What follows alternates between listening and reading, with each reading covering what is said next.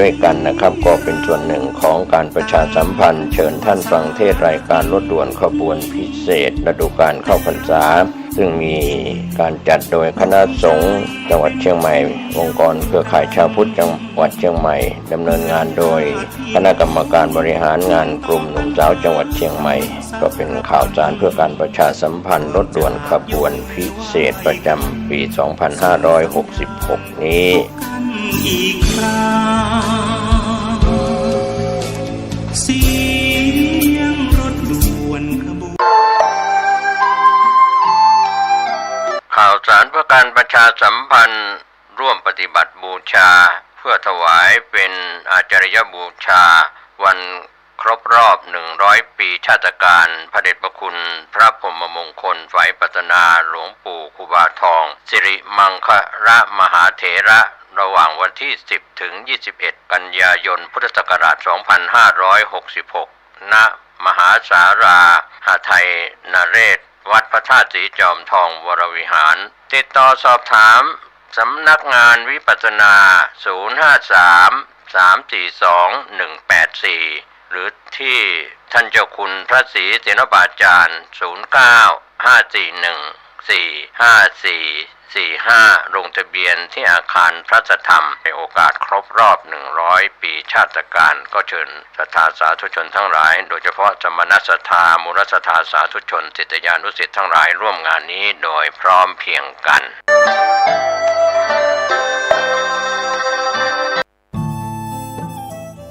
ท่านกำลังติดตามรับฟังสถานีวิทยุกระจายเสียงพระพุทธศาสนาแห่งชาติและสังคมคลื่นเพื่อการศึกษาพระพุทธศาสนาและวัฒนธรรมระบบ FM 104.5 เมกะเฮิรตซ์รายการต่อไปเป็นรายการคดีโลกคดีธรรม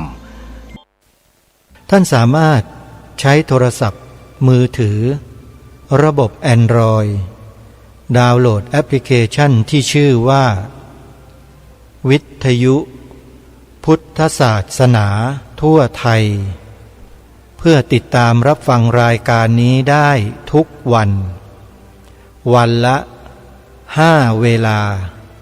9 โมงเช้า10 โมง11 โมงบ่ายโมงตีหนึ่งฟังได้ทั้ง5 เวลาผ่านแอปพลิเคชันวิทยุพุทธศาสนาทั่วไทยทางสถานีวิทยุพระพุทธศาสนาแห่งชาติ5 คลื่นมีวัดป่าจริยธรรมวัดอารามมงคลวัดหนองกายวัดฝายหินวัดบ้านปลาคูนนี่คือช่องทางการติดตามรับฟังรายการคดีโลกคดีธรรมโดยสะดวกผ่านโทรศัพท์มือถือของท่านสำหรับท่านที่อยู่จังหวัดสุพรรณบุรีโดยเฉพาะที่อำเภอสามชุกอำเภอเดิมบางนางบวชอำเภอศรีประจันอำเภอต่างๆที่เป็นรอยต่อเขตจังหวัดสุพรรณบุรีทางด้านแถบทิศตะวันออกเฉียงเหนือสามารถติดตามรับฟังรายการนี้ได้อย่างอำเภอวิเศษชัยชาญเป็นต้นวัดสามชุกอำเภอสามชุกจังหวัดสุพรรณบุรีออกรายการคดีโลกคดีธรรมอยู่2 เวลาที่คลื่น FM 100.25 เมกะเฮิรตซ์ออกเวลา 9 นาฬิกาและเวลา 20 นาฬิกาสาธุชนสามารถติดตามรับฟังได้ทุกวันวันนี้รายการคดีโลกคดีธรรมก็ยังคงนำคลิปเสียงการชี้แจงการแสดงเหตุผลตามธรรมตามวินัยแก้ปรปวาทของกลุ่มบุคคลที่กล่าวหาพระสงฆ์ว่าเป็นมหาโจรกันทั้งประเทศพระมหาอุเทนปัญญาปริทัศน์ปรริยนธรรม9 ประโยคจากวัดชนะสงครามท่านยอมเรื่องนี้ให้ผ่านไปไม่ได้เพราะมันเป็นความเสียหายต่อพระพุทธศาสนาของเรา และเป็นความเสื่อมเสียของพระสงฆ์ ส่วนคนที่มีเจตนากล่าวร้ายพระสงฆ์ว่าเป็นมหาโจรบ้างเป็นอลัชชีบ้างพวกนี้เนี่ยเป็นพวกที่ไม่มียางอาย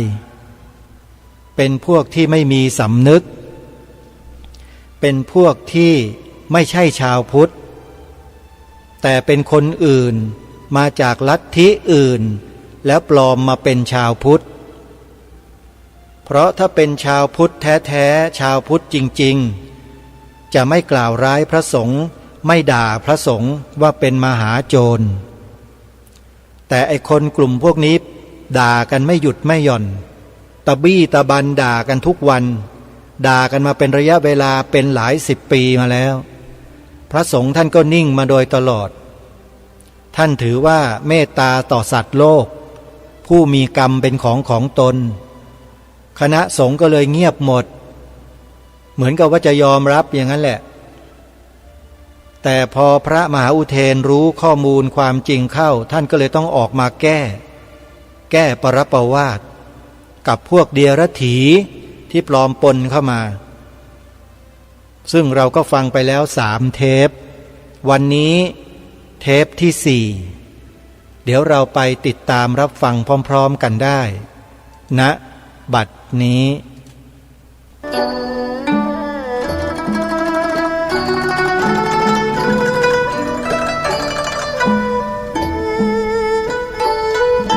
นตังกัมมังกตังสาธุยังกตวาอนุตตปติยัสสะอสุมุโขโรทังวิปากังปฏิเสวติ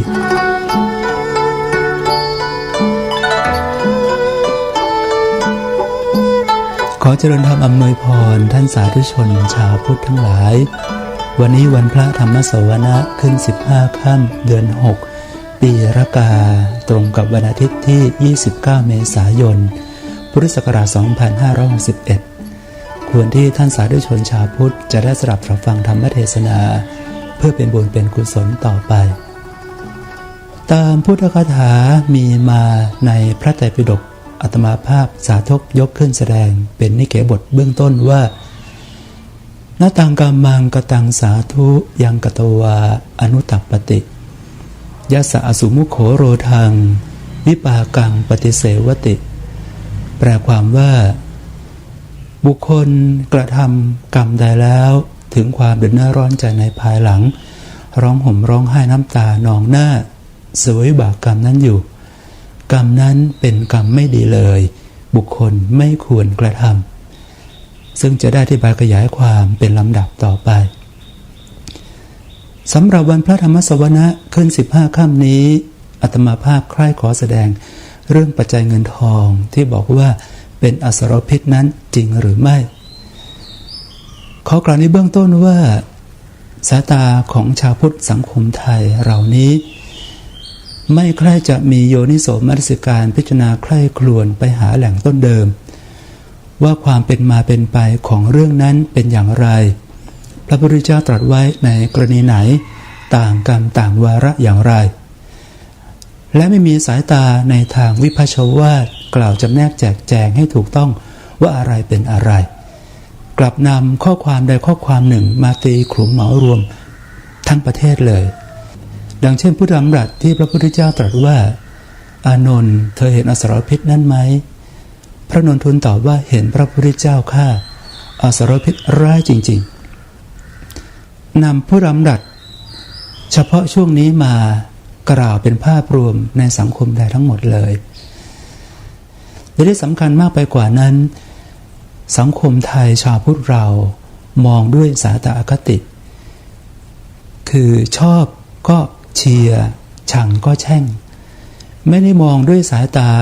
แห่งความยุติธรรมกล่าวให้มันตรงตามความเป็นจริงความจริงเป็นอย่างไรก็กล่าวความจริงเป็นอย่างนั้นโดยดูข้อที่จริงให้ดีก่อนกลายเป็นว่าถ้าเกิดอคติไม่ชอบแล้วก็แช่งทันทีกล่าวในทางร้ายทันทีนี่คือข้อบกพร่องของสายตาชาวพุทธในสังคมไทยเราที่ไม่รู้จักโยนิโสมนสิการพิจารณาใคร่ครวญไปถึงแหล่งต้นเดิมไม่ยุพชวาทะ กล่าวจำแนกแจกแจงย่อยๆมาให้ดีว่าอะไรคืออะไรมิหนำซ้ำยังกล่าวด้วยอคติที่อยู่ภายในใจชอบก็เชียร์ชังก็แช่งไม่ตรงตามความเป็นจริงเลยเรื่องราวของเงินทองเป็นสารพิษที่พระพุทธเจ้าตรัสนั้น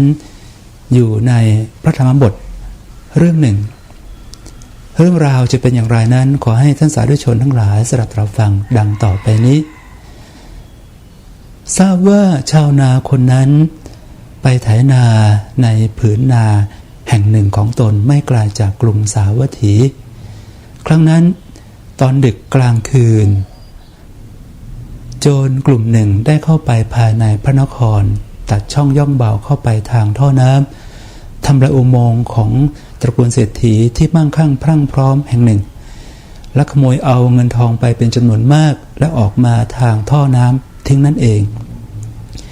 พากันไปถึงที่นาของชายชาวนาคนนั้นทำการแบ่งทรัพย์พันดะเงินทองอยู่ในที่นั้นโจรคนหนึ่งทำการลวงโจรทั้งหลายแอบเก็บเอาเงินบรรจุในถุงประมาณ 1,000 กหาปณะซ่อนไว้ที่เกลียวผ้าของตนแล้วก็พาถุงทรัพย์นั้นเดินไปอย่างไม่ระมัดระวังก็ตกลงไปในที่ไม่ไกลจากที่แบ่งพันดะเงินทองอยู่ในผืนนานั้นยามย่ำรุ่งจวนสว่างของวันนั้นพระบรมศาสดาตรวจดูสัตว์โลกและทอดพระเนตรเห็นชายชาวนาคนนั้นเข้ามาอยู่ในข่ายคือพระญาณของพระองค์ทรงพิจารณาใคร่ครวญรู้ว่าจะเกิดเหตุอะไรขึ้นหนอได้ทรงเห็นเหตุนี้ว่าชายชาวนาคนนั้นจะลุกขึ้นไปไถนาแต่เช้าตรู่ตามปกติแม้เจ้าของพันดะเงินทองก็ลุกขึ้นติดตามรอยเท้าของโจรไปถึงที่นาของชายชาวนาคนนั้นเห็นถุงทรัพย์ขาปณะพันหนึ่งนั้นแล้วก็จะถือเอามาและจับมัดชายชาวนาคนนั้นไปสู่แดนประหาร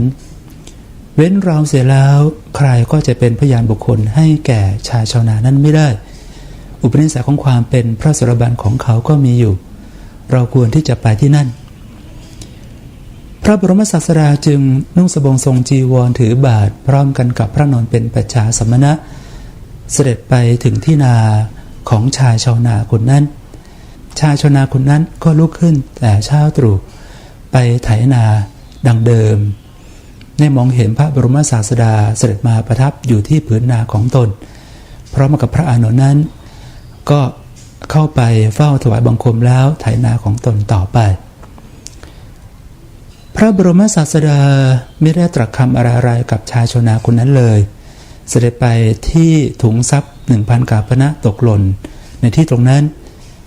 ทอดพระเนตรมองแล้วประทับยืนตรัสกับพระอานนท์ว่าอานนท์เธอเห็นอสรพิษนั้นหรือไม่พระอานนท์ทูลตอบว่าเห็นพระพุทธเจ้าข้านั่นอสรพิษร้ายจริงๆชาวนาได้ฟังการสนทนาระหว่างพระบรมศาสดาพระอานนท์อย่างนั้นแล้วก็ฉุกคิดได้ว่าผืนนาของเราเนี่ยพวกงูเงี้ยวเขี้ยวขอมันเที่ยวไปหรือเปล่านะแต่ทราบว่ามีอสรพิษร้ายอยู่ในที่ตรงนั้นพระบรมศาสดาตรัสคำมีประมาณเท่านี้แล้วก็เสด็จจากไปชายชาวนาคนนั้นก็ถือปตักไปด้วยหมายใจว่า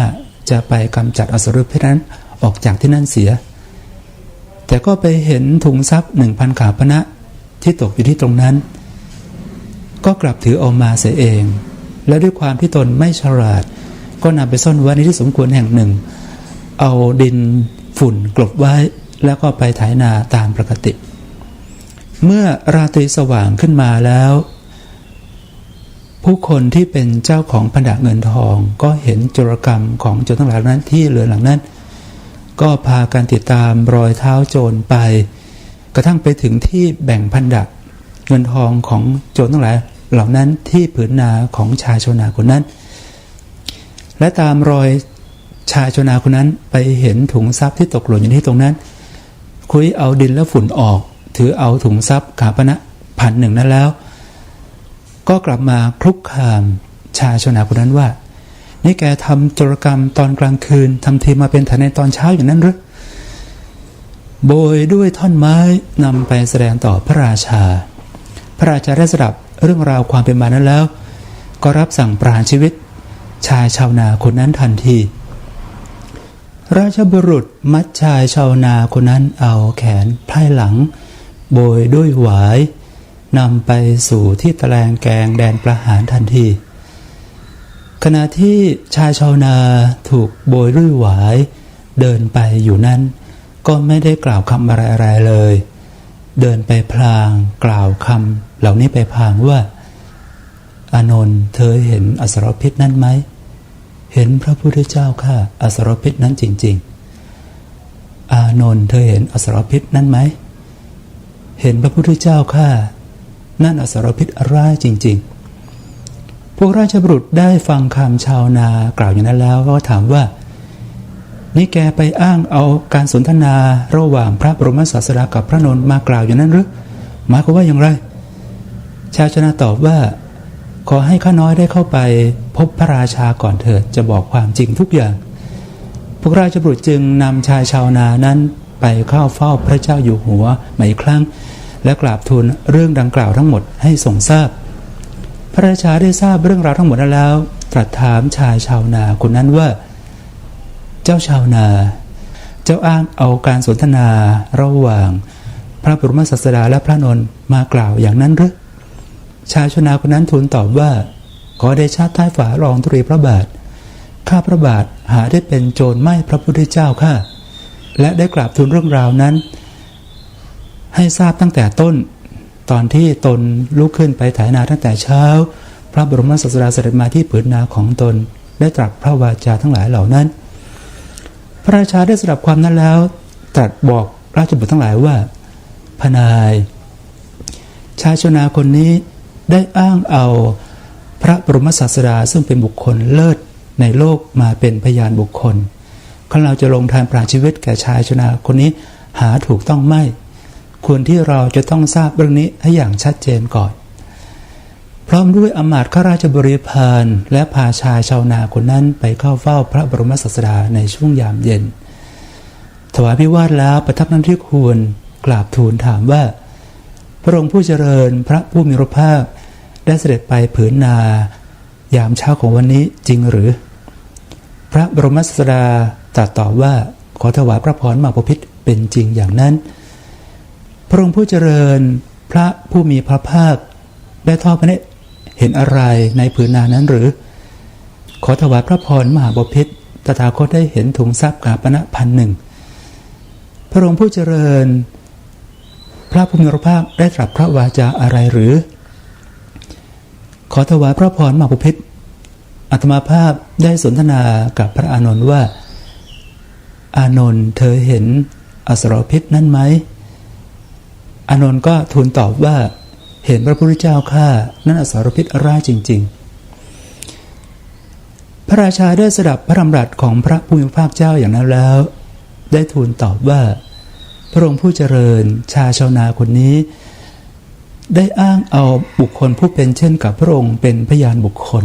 จึงรอดชีวิตได้หากเขาไม่อ้างเอาพระดำรัสของพระผู้มีพระภาคมาเป็นพยานอย่างนี้แล้วก็คงจะไม่รอดชีวิตไปได้พระบรมศาสดาตรัสต่อไปว่าขอถวายพระพรมหาบพิตรอาตมาภาพกล่าวคำมีประมาทเท่านั้นแล้วก็เดินจากไปความเดือดร้อนใจเกิดขึ้นในภายหลังเพราะกรรมใดที่บุคคลกระทำแล้วกรรมนั้นบัณฑิตไม่ควรกระทำเลยเมื่อจะสืบต่ออนุสนธิแสดงพระธรรมเทศนาจึงได้ตรัสพุทธคาถานี้ว่าณตังกัมมังกตังสาธุยังกตวาอนุตัปปติยัสสะอสุมุขโขโรทังวิปากังปฏิเสวติแปลความว่ากรรมที่บุคคลใดกระทำแล้วถึงความเดือดร้อนใจในภายหลังเขาร้องห่มร้องไห้น้ำตานองหน้าเสวยบาปกรรมนั้นอยู่กรรมนั้นเป็นกรรมไม่ดีเลยบุคคลไม่ควรกระทำตามเรื่องราวของชาวนาที่ถูกราชบุรุษมัดแขนไขว้หลังโบยด้วยหวายไปสู่ที่ตะแลงแกง ประหารชีวิตนั้นเพราะเรื่องเดียวก็คือเรื่องของเงินและถามว่าเงินในเรื่องนี้เป็นอสรพิษหรือไม่ถามต่อว่าเป็นอสรพิษสำหรับใครก็เป็นอสรพิษสำหรับชายชาวนาคนนั้นที่ไม่รู้เรื่องรู้หน่วยในอะไรเลยตกเป็นเหยื่อของอสรพิษที่ถึงกับจะฉกให้ตายถึงแก่ชีวิตนั้นไปแล้วต้นเรื่องของเงินเป็นอสรพิษนี้มีความเป็นมาเป็นไปอย่างนี้จริงๆเลยพระพุทธเจ้าตรัสในกรณีหนึ่งต่างกรรมต่างวาระกันแต่ถ้าว่าคนก็ไม่ไปดูต้นเรื่องว่ามีความเป็นมาเป็นไปอย่างไรพระพุทธองค์ตรัสนั้นมีจุดประสงค์อย่างไรก็นำมากล่าวเป็นภาพรวมทั้งหมดแต่ที่สำคัญคือกล่าวเอามาโจมตีพระภิกษุสามเณรผู้รับปัจจัยเงินทองอยู่ว่าเป็นงูอสรพิษที่จะทำอันตรายแก่ท่านให้เศร้าหมองตกนรกหมกไหม้ไปได้แต่ถ้าว่าเรื่องดังกล่าวนี้เราก็ได้เห็นอะไรบางประการที่เป็นข้อธรรมะควรนำมาพิจารณาและนำมาประพฤติปฏิบัติตามนั่นก็คือพระราชาผู้ปกครองประเทศเมื่อเกิดเรื่องอะไรขึ้นมาแล้วก็ต้องสอบสวนวินิจฉัยให้ชัดเจนพระราชาผู้ปกครองนั้นจะเป็นคนหูเบาไม่ได้ต้องเป็นคนหูหนักและต้องสอบสวนวินิจฉัยข้อเท็จจริงนั้นให้มันตรงตามความเป็นจริงจริงๆไม่ใช่ว่าฟังเรื่องเป็นเท่านี้แล้วก็เกิดข้อผิดพลาดรับสั่งให้ประหารชีวิตทันทีก็ยังถือว่าโชคดีที่ชาวนาคนนั้นได้นำพระดำรัสของพระพุทธเจ้าและของพระอานนท์มาพูดในระหว่างที่เดินทางไปสู่แดนประหารพวกราชบุตรก็ฉุกคิดนำชายชาวนานั้นมาเข้าเฝ้าพระราชาใหม่และได้ทราบความเป็นจริงแล้วก็ต้องสอบสวนให้ชัดเจนว่าอะไรเป็นอะไรและถึงกับเสด็จมาเข้าเฝ้าพระบรมศาสดาทูลถามพระองค์ต่อเบื้องหน้าเฉพาะพระพักตร์เลยทีเดียวไม่ใช่ไปถามลับหลังข้อความใดข้อความหนึ่งจากคนอื่นเรื่องที่เราต้องการความเป็นจริงข้อมูลจริงๆนั้นจะต้องตรงไปถึงแหล่งต้นเดิมคือบุคคลนั้นจริงๆพระภิกษุสามเณรก็เช่นเดียวกันที่กำลังถูกกล่าวโจทย์อะไรต่างๆนาในขณะนี้ถ้าท่านต้องการที่จะทราบความจริงก็ไปถามท่านสักหน่อยว่ามันเป็นอย่างไรทำไมท่านต้องรับปัจจัยเงินทองอยู่ปัจจัยเงินทองนั้นเป็นอสรพิษจะฉกกัดท่านให้ถึงแก่ความตายได้หรือไม่ไปถามท่านสักหน่อยจะดีไหมเราจะได้รับคำตอบที่ไม่คาดคิดมาก่อนเช่นจำเป็นต้องรับปัจจัยเงินทองเพราะว่าค่าน้ำค่าไฟไม่มีจ่ายแล้วทางหลวงราชการก็จะมาตัดน้ำตัดไฟได้ทันทีไม่ยกเว้นเลยอย่างนี้เป็นต้นเราก็ควรที่จะแสดงความเห็นใจต่อพระภิกษุสามเณรในยุคนี้สมัยนี้อยู่เหมือนกันไม่ใช่เอามาเคร่งครัดกับท่านโดยถ่ายเดียวและข้อธรรมต่อมาคือพระบรมศาสดานั่นเองที่ทรงมีพระมหากรุณาต่อมวลมนุษย์จำต้องเสด็จไปช่วยเหลือชายชาวนาคนนั้นเพราะถ้าเว้นพระองค์แล้วบุคคลที่จะมาเป็นพยานให้แก่ชาวชาวนาตัวนั้นไม่มีเลยแล้วเขาก็จะถูกประหารชีวิตไปอย่างง่ายดายกลายเป็นแพะรับบาปไปโดยไม่รู้เรื่องไม่รู้ตัวแต่พระมหากรุณาธิคุณนั้นถ้าเรามองกันอย่างแท้จริงแล้วก็มองเห็นได้อย่างชัดเจนว่าพระบรมศาสนานั้นเป็นบุคคลที่นิยมความยุติธรรมความบริสุทธิ์ยุติธรรมเที่ยงตรงต่อธรรมนั้นพระบรมศาสดาทรงนิยมมากก็คงจะคล้ายกับอาตมานี่แหละที่นิยมความยุติธรรมบริสุทธิ์ยุติธรรมเที่ยงตรงต่อธรรมเที่ยงตรงต่อความเป็นจริงจะพูดจะกล่าวอะไรก็มีหลักฐานในการพูดในการกล่าวไม่ได้พูดลอยๆเหมือนถูกจับได้แล้วพระรูปหนึ่งก็ตอบว่าเป็นเฟซปลอมไปในขณะที่ไม่ได้เอาหลักฐานมาชี้แจงแสดงเลยกล่าวลอยโจมตีอาตมาภาพใน Facebook ของอธิเทพผาทาคนนั้นนี่คือความที่คนไม่ตั้งอยู่ในความยุติธรรมความเป็นจริงและนำมากล่าวอย่างรื่นรอยโดยมีคติไม่ชอบก็มาแช่งมาด่ากล่าวไม่ตรงตามความเป็นจริงเราชาวพุทธควรที่จะนิยมความบริสุทธิ์ยุติธรรมกล่าวตรงตามความเป็นจริงตามธรรมจริงๆ อย่ากล่าวอย่างรุ่นรอยโดยไร้หลักฐานคนมีหลักฐานมากล่าวกันอย่างให้ชัดเจนและกล่าวกันอย่างตรงตามความเป็นจริงเที่ยงตรงต่อความบริสุทธิ์ยุติธรรมนั้นก็จะเป็นที่น่านิยมถูกต้องน่าเลื่อมใสศรัทธาของพระภิกษุสามเณรของเรานี่เองพระบรมศาสดานั้นเป็นผู้ที่เที่ยงตรงต่อความบริสุทธิ์ยุติธรรมต่อความจริงอย่างแท้จริงเลยดังนั้นพระองค์จึงต้องเสด็จมาโปรดชายชาวนาคนนั้นเพื่อไม่ให้เขาไปสู่แดนประหารเพราะมันไม่ยุติธรรมและไม่ตรงความจริงเลยแต่เรื่องของเงินทองที่แปลงกายเป็นอสรพิษร้ายฉกกัดชาวนาคนนั้นจะให้ถึงแต่ความตายก็เป็นเรื่องเฉพาะจริงๆคือเป็นเรื่องเฉพาะกรณีที่เงินปัจจัยเงินทองนั้นมาโดยทุจริตไม่ได้มาโดยธรรมโดยความถูกต้องถ้ามาโดยความทุจริตคอร์รัปชันแล้วปัจจัยเงินทองทั้งหลายเหล่านั้นก็พร้อมจะแปลงกลายเป็นอสรพิษร้ายฉกกัดคนที่ได้เอามาอย่างทุจริตคอร์รัปชันนั้นถึงแก่ชีวิตได้คือเข้าคุกเข้าตารางได้นะถ้าเราจะพิจารณากรณีความที่เกิดขึ้นในขณะนี้คือเงินทอนวัดก็เห็นได้อย่างชัดเจนว่าปัจจัยเงินทองทั้งหลายเหล่านั้นที่พระได้รับงบประมาณมาจากพศสำนักพุทธมันก็แปลงกลายเป็นอสรพิษร้ายที่จะฉกกัดพระให้ถึงแก่ชีวิตถึงกับขาดจากความเป็นพระภิกษุหรือถูกจับเข้าคุกเข้าตารางได้แต่ว่าเรื่องนี้ต้นเหตุจริงๆนั้นก็มาจากปัจจัยเงินทองนั่นแหละ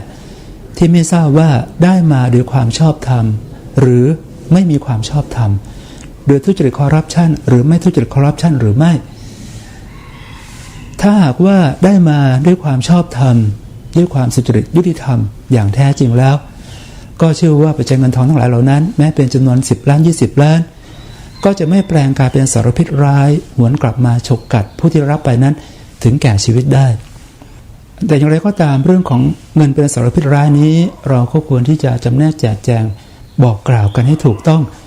และให้มันตรงตามความเป็นจริงถ้าจะเอาเรื่องราวในอดีตมาเทียบเคียงในปัจจุบันก็ต้องอยู่ในกรณีเดียวกันคล้ายๆกันคือเงินนั้นมันถูกฉกชิงลักขโมยมาโดยทุจริตได้มาโดยทุจริตด้วยความไม่ชอบธรรมเงินทั้งหลายนั้นมันก็จะกลายเป็นอสรพิษร้ายหวนกลับมาฉกกัดคนที่รับเอาไปถึงแก่ชีวิตแต่ถ้าพระภิกษุสามเณรผู้รับปัจจัยเงินทองในปัจจุบันนี้กันอยู่เราก็ทราบกันดีว่าชาวพุทธเราเห็นข้อจำเป็นของพระภิกษุสงฆ์ในยุคปัจจุบันที่ล่วงมาเกือบ200 ปีแล้วว่าจะเป็นอย่างไรจึงถวายสิ่งที่เรียกว่าปัจจยะพระภิกษุสามเณรก็ตีค่าเท่ากันกับเป็นกัปปิยะคือของควรใช้อย่างหนึ่งที่ใช้ในการที่จะดำรงพรหมจรรย์ของตนเองให้สืบต่อไปได้ไม่ได้ใช้เงินไม่ได้ใช้ทองนะเราก็เลี่ยงบาลีกันมาในทำนองนี้ว่าถวายปัจจัยประหนึ่งเป็นกัปปิยะของควรที่จะใช้ได้นะและพระภิกษุสงฆ์ก็ใช้กัปปิยะปัจจยะนั้นในการดำรงพรหมจรรย์ของตนอยู่ไม่ได้ใช้เงินทองนะแต่ที่สำคัญคือถ้าใช้ในทางที่ถูกที่ควรที่เหมาะสมดังที่พระพุทธเจ้าตรัสบอกว่าสิ่งนี้ไม่ควรหาเข้ากับสิ่งที่ควรขัดกับสิ่งที่ไม่ควรทั้งหลายสิ่งนั้นก็ควรสำหรับพระภิกษุทั้งหลายก็หมายถึงว่ารูปยะเงินทองนี่แหละเป็นอกัปปิยะของที่ไม่ควรต่อสมณะบริโภคแต่ว่าพระภิกษุสงฆ์เอาไปใช้ในทางที่ควรคือเอาไปใช้ในการที่จะดำรงพรหมจรรย์ของตนอยู่ให้สืบต่อไปได้และขัดกับสิ่งที่ไม่ควรทั้งหลายก็หมายถึงว่าพระไม่ได้เอาไปใช้ในทางที่ไม่ถูกไม่ควรเช่นไปซื้อหนังอนาจารมาดูเป็นต้นก็ถือว่าเป็นสิ่งที่ควรกัปปิยะที่เหมาะแก่พระภิกษุสงฆ์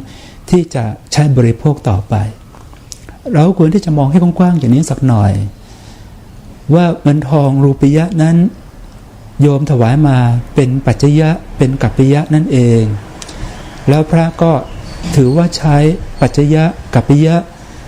ในทางที่ถูกที่ควรดำรงชีพของความเป็นชีวิตพรหมจรรย์ของตนต่อไป ก็ไม่ถือว่ามันจะแปลงกายเป็นอสรพิษร้ายมาฉุกกับพระภิกษุสามเณรผู้รับนั้นให้ถึงแก่ความตายตกระบบไหม้ไปพูดถึงว่าปัจจัยเงินทองรูปียะเหล่านี้จะทำความเศร้าหมองให้แก่พระภิกษุสามเณรกระทั่งตกถึงอบายได้ก็เนื่องเพราะว่าพระภิกษุสามเณรนั้นไปยินดีพอใจเท่านั้นและครอบครองไว้ด้วยความหวงแหนดังเช่นพระภิกษุรูปหนึ่งได้จีวรผืนหนึ่งมาจัดทำเป็นอย่างดียังไม่ทันได้ใช้ก็ถึงแก่ชีวิตเสียก่อนไปเกิดเป็นเลนอยู่ในจีวรผืนนั้นพระภิกษุหลายก็จะพากันมาแบ่งจีวรเลนตัวนั้นก็ล่องไปมาอยู่ในจีวรนั้นนี่ก็คือความยินดีพอใจหวงแหนในจีวรผืนงามนั้นก็ทำให้ไปเกิดในกำเนิดของสัตว์เดรัจฉานของพระภิกษุรูปนั้นได้ในกรณีเดียวกันถ้าหากว่าปัจจัยเงินทองที่พระภิกษุสามเณรรับมาแล้วเกิดความยินดีพอใจหวงแหนครอบครองเอาไว้อยู่อย่างนั้นไม่ยอมไปใช้สอนในทางที่เหมาะที่ควรเลยมันก็จะกลายเป็นอสรพิษร้ายฉกกัดพระภิกษุสามเณรทำให้เกิดความเศร้าหมองและต้องถึงกับตกนรกได้เช่นเดียวกันในช่วงสุดท้ายนี้อาตมาภาพอยากจะขอกล่าวถึงมหาเถรสมาคมในทางหนึ่งที่ท่านสาธุชนทั้งหลายอาจจะไม่เคยทราบมาก่อนมหาเถรสมาคมนั้นเป็นระบบการปกครองที่เป็นผลผลิตมาจากรัฐบาลเผด็จการจอมพลสฤษดิ์ธนรัตน์แม้ว่าจะให้อำนาจการปกครองแก่พระมหาเถระทั้งหลายเหล่านั้นจำนวน20รูป21รูปกับสมเด็จพระสังฆราชรวบอำนาจไว้แต่เพียงกลุ่มของพระภิกษุสงฆ์สมณศักดิ์เพียง21รูปนั้นก็ตามแต่พระมหาเถระพระสงฆ์ทรงสมณศักดิ์เหล่านั้นท่านก็ได้มีแต่พระคุณไม่มีพระเดชอำนาจในการที่จะไปสั่งการใครได้เลยนะทำได้อย่างมากก็คือประกาศออกไปแล้วก็เป็นหนึ่งเป็นเสือกระดาษพระภิกษุสามเณรไม่ทำตามท่านก็ไม่รู้จะว่าอย่างไรต้องไปพึ่งพาอาศัยกฎหมายทางโลกเช่นถ้าพระไปต้องบัพปาราชิกแล้วท่านสั่งให้สึกแต่ไม่ยอมสึกอย่างเนี้ย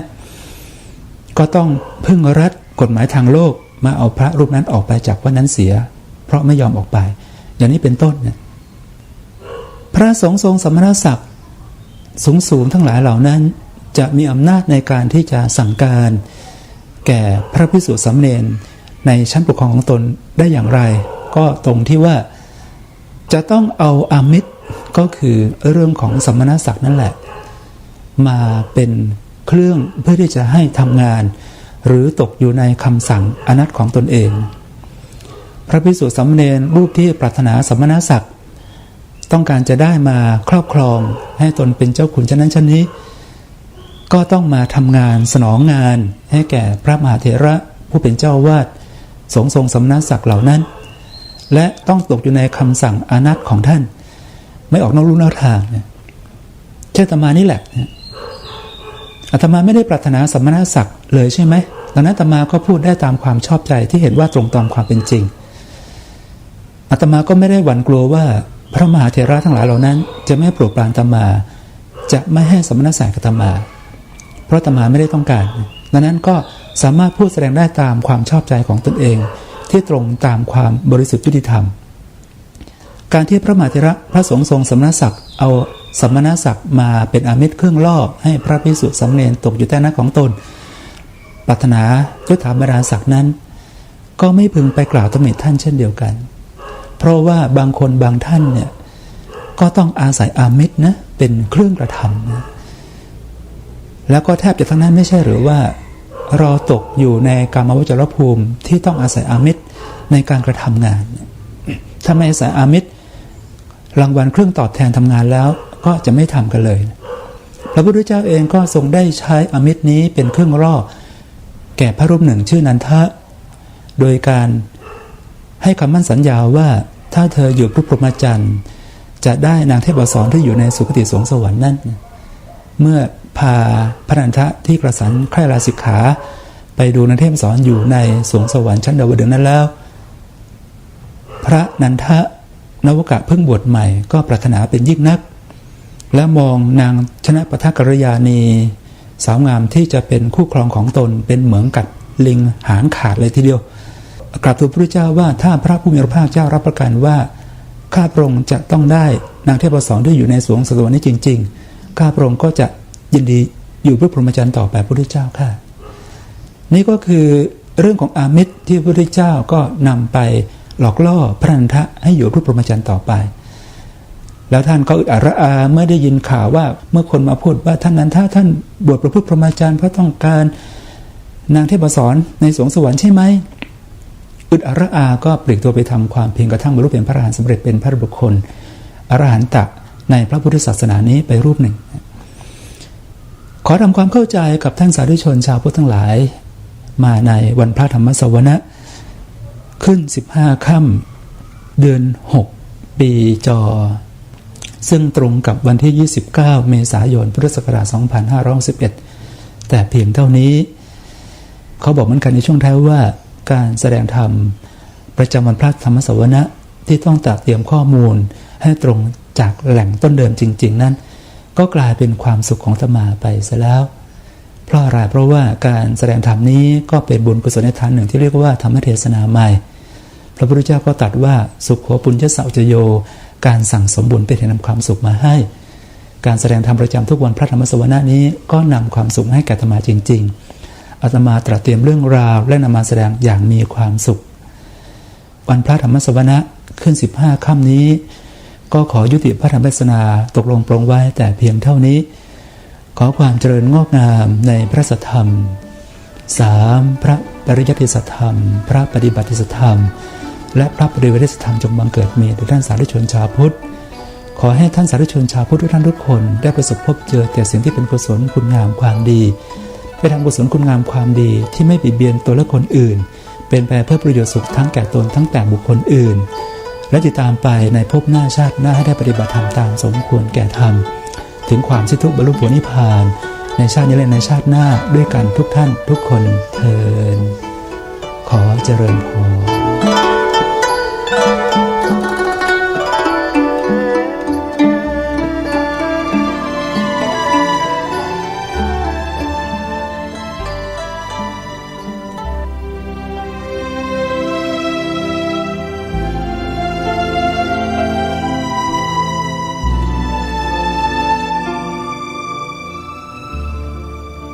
ท่านสาธุชนผู้ฟัง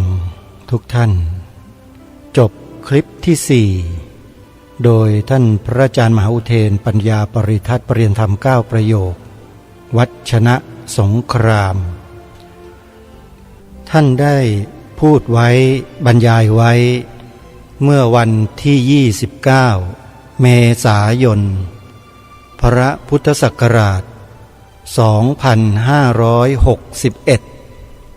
2561เมื่อประมาณ5 ปีเศษมาแล้วนั่นหมายความว่าเนื้อหาที่ท่านได้นำมาชี้แจงนำแสดงนำมากล่าวในที่นี้เกิดขึ้นมามากกว่า5 ปีและเป็นเรื่องที่มีการกระทำกันมายาวนานแล้วแต่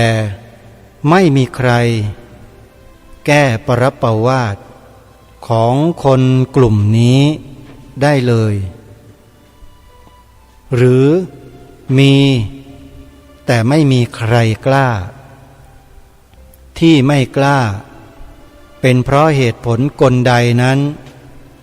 ไม่ทราบแต่พระมหาอุเทนรูปนี้ท่านกล้าพูดในสิ่งที่ถูกที่ควรยกพระธรรมวินัยที่องค์สมเด็จพระสัมมาสัมพุทธเจ้าทรงบัญญัติไว้มากล่าวมาแสดงมาชี้แจงให้เราได้เข้าใจถึงเหตุถึงผลจนเป็นที่ยอมรับเป็นที่มั่นอกมั่นใจของพวกเราว่าข้อกล่าวหาของคนกลุ่มหนึ่งที่ตั้งหน้าตั้งตายกวินัยข้อเดียวมากล่าวร้ายทำร้ายพระภิกษุสงฆ์ทั้งสังฆมณฑลนั้นมันเป็นความไม่ยุติธรรมโดยประการทั้งปวงและส่อให้เห็นถึงเจตนาร้าย ต้องการทำลายเกียรติยศชื่อเสียงของพระสงฆ์ชัดเจนท่านพระมหาอุเทนมองเห็นเช่นนั้นจึงได้ออกมากล่าวออกมาแสดงออกมาชี้แจงแก้ปรับประวาทของคนกลุ่มนี้ให้พวกเราชาวพุทธได้สดับรับฟังกันมาเป็นเทปที่4แล้วโยมยังเหลืออีก2 เทปนะเท่าที่อาตมาภาพฟังท่านมาเนี่ยไม่ว่าเรื่องอะไรก็แล้วแต่ถ้าเป็นเรื่องที่พิเศษนอกเหนือจากการสอนกรรมฐานแล้วนะที่ท่านจะพูดถึง4 เทป5 เทป6 เทปต่อเนื่องกันแบบนี้เนี่ยไม่มีเลยนั่นหมายความว่าเรื่องนี้เป็นเรื่องใหญ่เป็นเรื่องที่มีความสำคัญยิ่งท่านจึงได้ปรารภในเรื่องนี้ต่อเนื่องถึง6 เทปโยม6 เทปดังกล่าวนี้ถ้าจะไล่เรียงให้ท่านสาธุชนได้เห็นภาพก็คือว่าตั้งแต่เทปที่ท่านได้กล่าวเรื่องนี้มาคือวันที่16 มีนาคมพระพุทธศักราช2561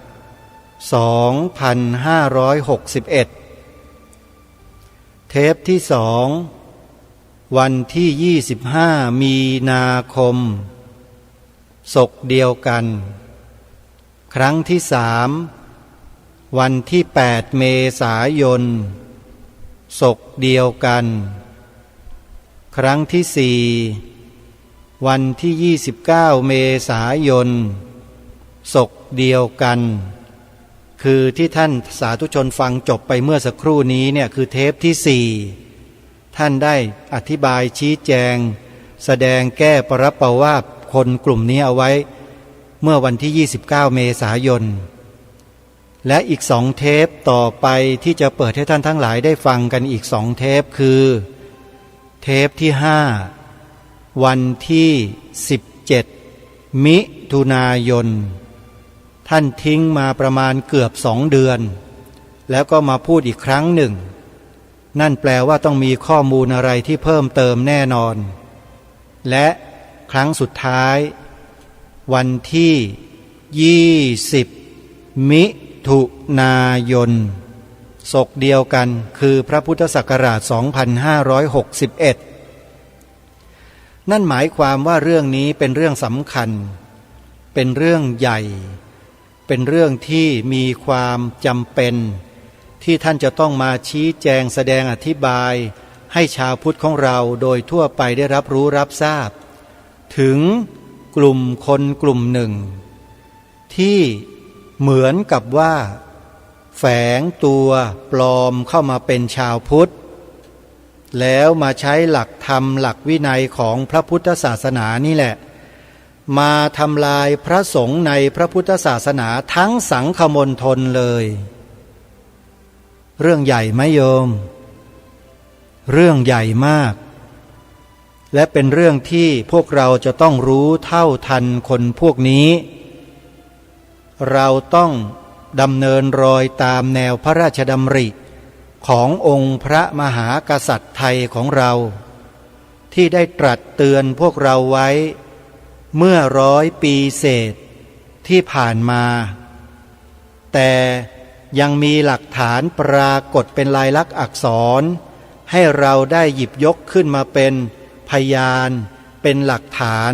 ในการชี้แจงแสดงเหตุผลและควรค่าแก่การที่เราจะต้องทำการศึกษาเรียนรู้ไปด้วยกันความตอนหนึ่งที่องค์พระมหากษัตริย์ไทยของเราได้ตรัสเตือนชาวพุทธและคนไทยเราไว้ว่าผู้ที่คนอื่นเขาส่งเข้ามาปลอมแปลงเพื่อทำลายพระพุทธศาสนาเราทั้งหลายต้องคอยระวังรู้เท่าไว้ จึงจะควรคำว่าเราทั้งหลายในที่นี้ก็คือทั้งหมดชาวพุทธคนไทยทั้งหมดจะต้องคอยระวังและต้องรู้เท่าทันคนพวกนี้แต่ที่ผ่านมาเรารู้ไม่เท่าทันกันเลย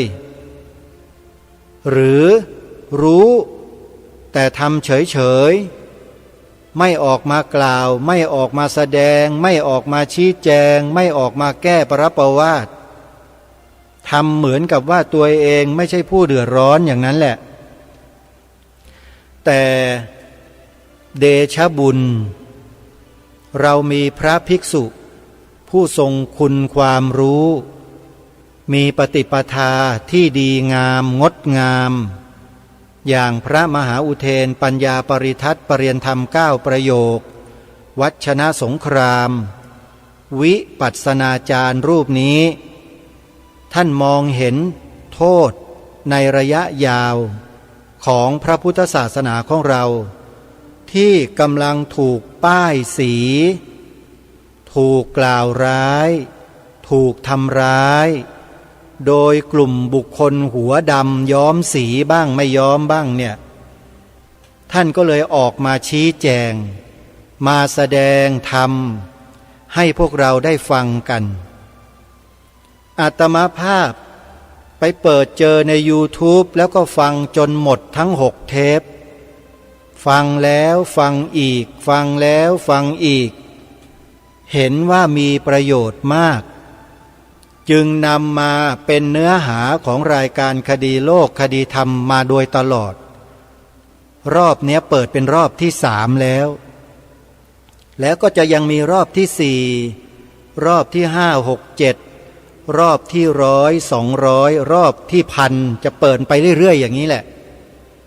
จนกว่าชาวพุทธเราจะหายโง่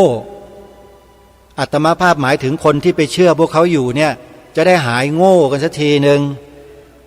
จะได้กลับมาศึกษาแนวพระราชดำริขององค์พระมหากษัตริย์ไทยของเรา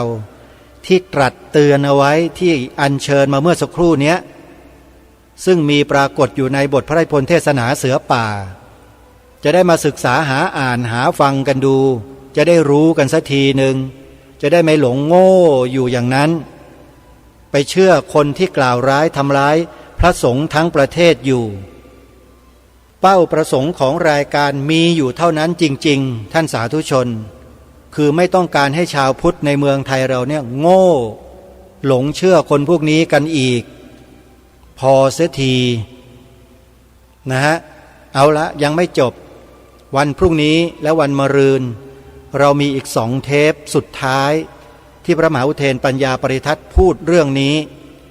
และเป็นเทปที่5กับที่6เดี๋ยวเรามาฟังกันในวันต่อไปวันนี้เวลาของรายการหมดลงแล้วท่านผู้ฟังต้องขอสมมุติยุติไว้แต่เพียงเท่านี้พบกับรายการได้ใหม่ในวันต่อไปขอความสุขความสวัสดีในธรรมแห่งองค์สมเด็จพระบรมศาสดาสัมมาสัมพุทธเจ้าจงปรากฏเกิดมีขึ้นในจิตใจของท่านผู้ฟังทุกท่านทุกคนเทอญขอเจริญพร